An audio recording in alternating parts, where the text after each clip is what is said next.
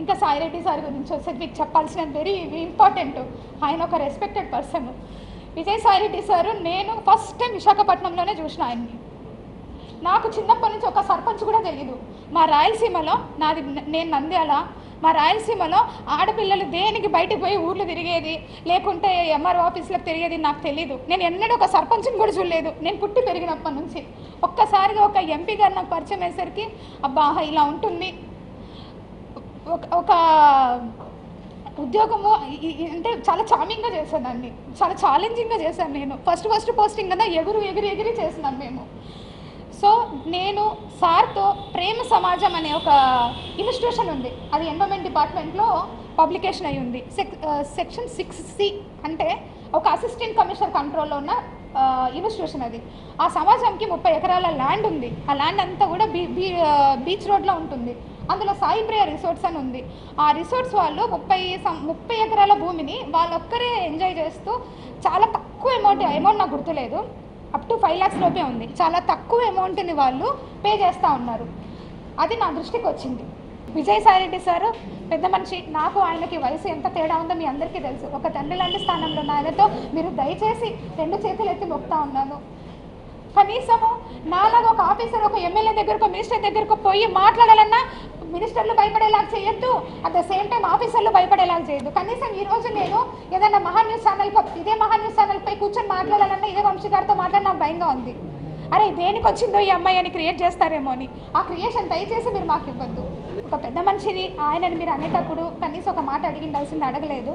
ఇప్పటికైనా దయచేసి అర్థం చేసుకొని నా బిడ్డకి తండ్రి సుభాష్, ఇది మీరు ఇప్పుడైనా మీరు నమ్మి మీరు ఏదైతే మాట్లాడారో అదంతా కూడా ఒక్కసారిగా మీరు కనీసం చేయండి. ఏదైనా ఉంటే జ్యుడిషియరీకి నేను అప్రోచ్ అవుతాను. నాకు పర్సనల్గా ఏమైనా ఇష్యూ ఉంటే సుభాష్తో నేను అప్రోచ్ అవుతాను. ఇంతకు మించి నేను మీ దగ్గర నుంచి ఏం కోరుకోవట్లేదు. అట్లీస్ట్ రాజే విజయవాడకి ఒక వేరే ఊరి నుంచి వచ్చిన ఒక అమ్మాయి ఇక్కడ పనిచేస్తుందనైనా సరే మీరు చెప్పండి చాలు. అన్నిసార్లు అలా ఒక పెద్ద ఆయన గురించి రాస్తూ ఉన్నారు కదా, మీరు రాసేటప్పుడన్నా కనీసం వయసు గుర్తు రాలేదా మీకు? అరే నేను మాట్లాడితే తప్ప ఇంకెవరితో మాట్లాడాలి? మేము ఓన్లీ లేడీ ఆఫీసర్స్తోనే మాట్లాడాలి ఒక రూల్ పెట్టండి. గవర్నమెంట్ ఆఫీసర్స్ అసలు మాట్లాడకూడదని కాన్స్టిట్యూషన్లోనే అమెండ్ చేయండి. పోనీ ఒక గవర్నమెంట్ ఆఫీసర్ మాట్లాడకూడదా? ఎంతసేపు మదన్ మోహన్ చెప్పాడు బాగుంది, ఎందుకంటే ముందు వెళ్ళాలి అన్నాడు. XYZ ఇంతమందితో అంటా ఉన్నాడే. నేను అలా ఎలా నేను మనిషినండి, ఉండండి.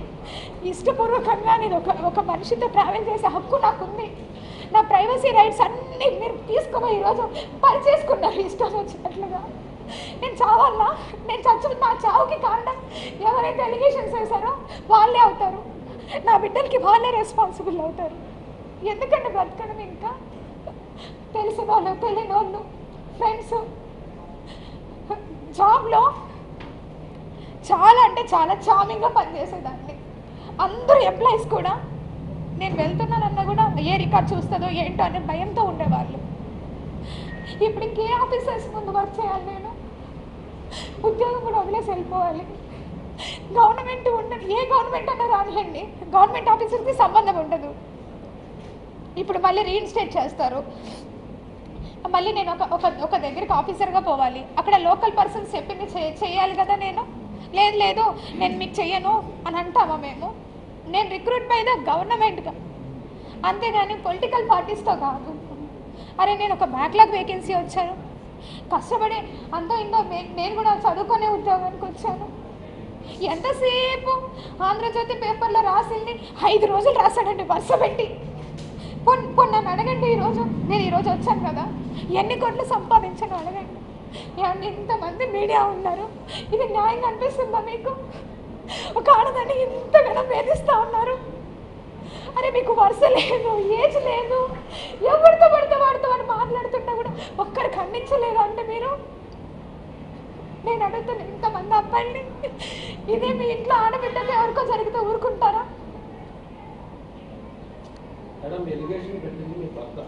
అది ఓకే. మీ భర్త పెట్టిన లెటర్ కంప్లైంట్ ఆధారంగానే వార్తలు వేశారు ఎవరైనా? అవునండి. ఇందులో మీడియా వాళ్ళు సొంతంగా మదన్ మోహన్ గారిని మీడియా వాళ్ళకి ఎవరికి పరిచయం కాదు, మీ గురించి కూడా ఎవరికి అంత తెలియాలని విషయం లేదు. సో ఇందులో మీడియా చేసిన తప్పు ఏంటంటే ఆయన కంప్లైంట్ పెట్టాడు దేవాదాయ శాఖ కమిషనర్ గారికి. ఆయన కంటెంట్ ని చెప్తే ఎలా తప్పవుతుంది? ఇప్పుడు మీరు చేశారంటే మంచాడు పెద్దయినా అంటున్నారు మీరు, కరెక్టే, ఓకే చెప్పుకోవచ్చు ఇష్టం. కానీ ఇందులో మీడియా తప్పు ఏంటండి? ఇందులో మీడియా ఏం వక్రీకరించింది? అందులో ఏమైనా విషయాలు వక్రీకరించింది ఏమన్నా విషయం చెప్పండి. నేను మాట్లాడతాను. నేను ఇక్కడ లోకల్లోనే ఉన్నాను. ఒక ఎలిగేషన్ వచ్చినప్పుడు మీకు మినిమంలో రైట్ ఉంటుంది. అరే ఒకసారి మాట్లాడదాము, ఒక గవర్నమెంట్ ఆఫీసర్ కదా, ఒక లేడీ కదా. Media, we have a judiciary sir. And Indian గవర్నమెంట్కి కానీ any government, any state, any కంట్రీకి ఒక జ్యుడిషియరీ సిస్టమ్ ఉంది. ఆ జ్యుడిషియరీ సిస్టంలో ట్రయల్ అనేది జరుగుతుంది. పోలీస్ సిస్టమ్ ఉంది. పోలీస్ సిస్టంలో ఇన్వెస్టిగేషన్ జరుగుతుంది. ఇక్కడ ఇన్వెస్టిగేషన్ అంతా నాకు ఈరోజు ఎవరైతే ఎలిగేషన్స్ చేశారో వాళ్ళ మీదే. ఎలిగేషన్లా చూపించలేదు. మీరు కామా చూపించడం వేరు, ఫుల్ స్టాప్ చూపించడం వేరు.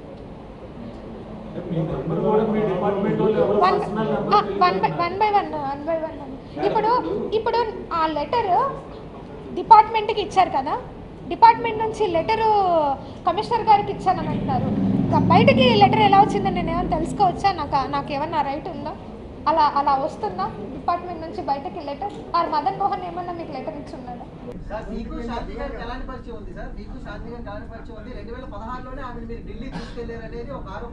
నీకు నీ పేరేంది? ఉదయ్. నీకు నాకు ఏం పరిచయం ఉంది? ఎన్నిసార్లు కలిసాం చెప్పు, నువ్వే చెప్పు. చెప్పరా బాబు, నువ్వు ఎన్నిసార్లు మన ఇద్దరం కలిసాం చెప్పు, నిజం చెప్పు. నువ్వు లేదు, ఆరోపణలు చేస్తే వస్తాయిరా బాబు. నువ్వు ఎన్ని గంటలు కలిసాం? నువ్వు నేను ఎన్నిసార్లు కలిసాం చెప్పరా బాబు. మనం కలవలేదు కదా, ఇప్పుడు కలిసాం కదా, ఇంక 2 సార్లు కలుస్తాం కదా, 4వసారి ఆరోపణలు చేస్తాం. మన ఇద్దరం గే అని చెప్పి ఎవడన్నా అంటే ఏం చేస్తారా బాబు?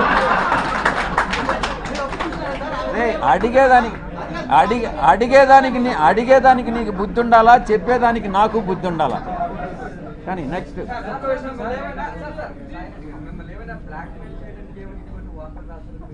వాడిని అడుగు, వంశీకృష్ణ గారిని అడుగు, చెప్తాడు. నిజాలు ఏందనేది వంశీకృష్ణ గారిని అడుగు. నేను వాడిని పార్లమెంట్కి ఈడుస్తా, ప్రివిలేజ్ కమిటీకి ఈడుస్తా, వాడి మీద కేసులు పెడతా. ప్రతి క్షణం సాయిరెడ్డి అనే వాడిని నేను ఎందుకు కలిపెట్టానా అని జీవితంలో వాడు పశ్చాత్తాపడేటట్టు చేస్తాను అని నేను మీ అందరి ముందు చెప్తాను. వాడెవడో నాకు వంశీ అనే వాడెవడో నాకు తెలియదు. నేను ఇంతవరకు వాడిని కలవలేదు. వాడిని కలవాలనే ఉద్దేశం నాకు లేదు. నా మీద ఆరోపణలు చేశాడు. నేను వాడిని డెఫినెట్గా చట్ట ప్రకారం, నేను చట్టానికి అతీతంగా నేనేం చేయను. వాడిని డెఫినెట్గా చట్ట ప్రకారం వాడి మీద చర్యలు తీసుకోబడతాయి. వాడు ఎట్ట చేస్తాడా ఈ వంశీ గారు?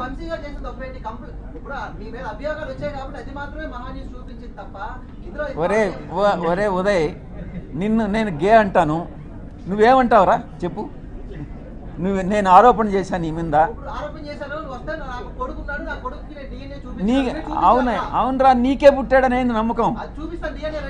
అది రెడీగా, అది తీసుకురా, పోయి తీసుకురాపోరా, నీ సర్టిఫికేట్ తీసుకురాపో. నెక్స్ట్